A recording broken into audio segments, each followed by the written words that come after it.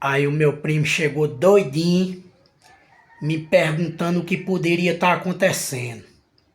Que toda vez que chegava em casa do serviço, a mulher corria, já botava o celular no modo avião. O que poderia estar acontecendo? Aí meu cabelo chega a subir. Eu já fiquei logo arrupiado. Foi porque eu já captei logo a vossa mensagem. Que eu não sou burro, eu não sou doido.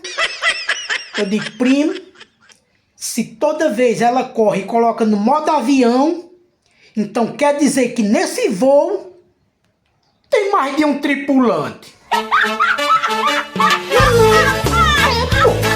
Se toda vez ela coloca no modo avião, é porque tem mais de um tripulante nesse voo. Não só tem só um tripulante, tem mais de um.